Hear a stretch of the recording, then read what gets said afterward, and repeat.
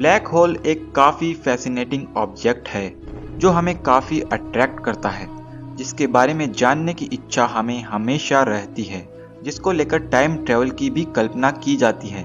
White holes यानी दूसरी दुनिया के दरवाजे की कल्पना भी की जाती है और इसे लेकर बनी फिल्म इंटरस्टेलर भी काफ़ी फेमस हुई।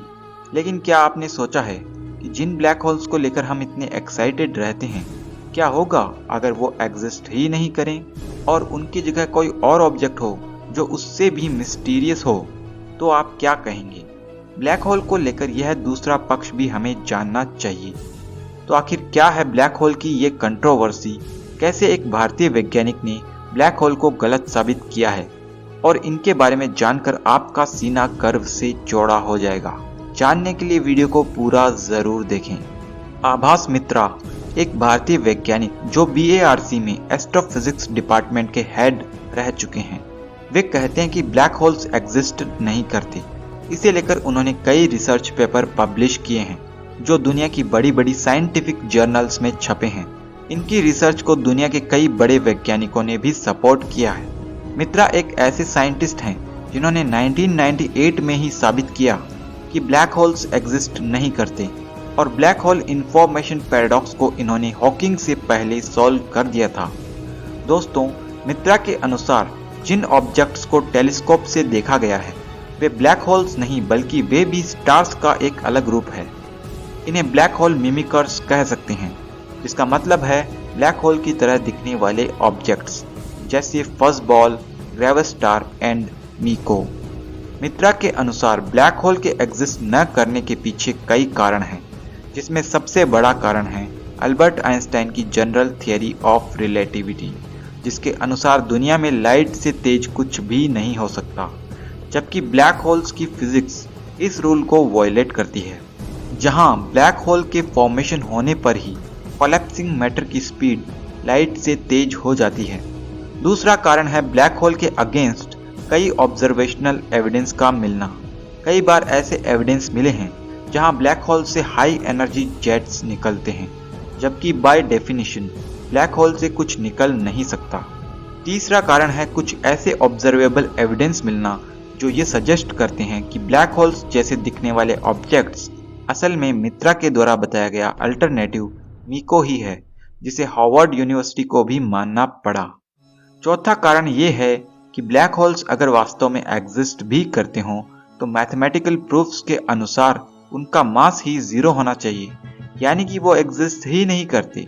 तो फ्रेंड्स, सवाल ये बनता है कि आखिर ये स्ट्रेंज ऑब्जेक्ट्स होते क्या हैं? मित्रा के अनुसार ये ऑब्जेक्ट्स असल में मीको है, यानी कि मैग्नेटोस्फेरिक एटर्नली कोलैप्सिंग ऑब्जेक्ट।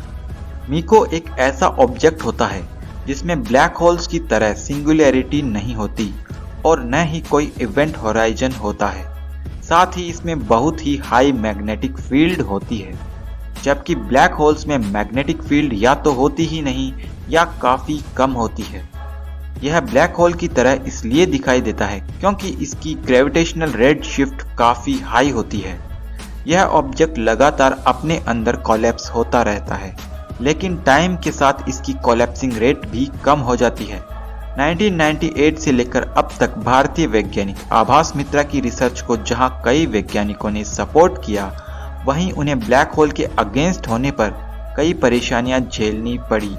दुख की बात यह है कि हम इंडियंस अपने साइंटिस्ट को उतना सपोर्ट करते ही नहीं हैं। खैर, इन सब के बावजूद उन्होंने अपनी रिसर्च को जारी रखा और कई बड़े अचीवमेंट्स हासिल किए। हाल ही में मित्रा ने ब्लैक होल को लेकर एक बुक लिखी है जिसका नाम है the rise and fall of black hole paradigm. इस बुक को पढ़कर कई वैज्ञानिकों ने मित्रा की रिसर्च को सही बताया है। इस बारे में अमेरिकी वैज्ञानिक रिचर्ड म्यूलर ने कहा, I concluded black hole do not exist. Cotton university के प्रोफेसर और कॉस्मोलॉजिस्ट केडी क्रोरी ने कहा, ब्लैक होल को लेकर कॉस्मोलॉजिस्ट गलत हैं, वे कुछ और स्ट्रेंज ऑब्जेक्ट होने चाहिए। इस तरह वैज्ञानिक इनकी बुक को पढ़कर कन्विंस हुए कि ब्लैक होल एग्जिस्ट नहीं करता। इन वैज्ञानिकों के कमेंट्स को आप डिटेल में डिस्क्रिप्शन में पढ़ सकते हैं। ब्लैक होल को लेकर रोजर पेनरोज को 2020 में नोबेल प्राइज भी मिला है। मित्रा ने इस बुक में यह भी बताया है कि कैसे पेनरोज की रिसर्च काल्पनिक बातों पर टिकी है। आपको बता दें कि अल्बर्ट आइंस्टाइन और पॉल डायरेक जैसे फाइनेस्ट फिजिसिस्ट भी ब्लैक होल को इम्पॉसिबल मानते थे। अगर आपको ब्लैक होल में इंटरेस्ट है तो आपको इस बुक को ज़रूर पढ़ना चाहिए। बुक का लिंक डिस्क्रिप्शन में दिया गया है।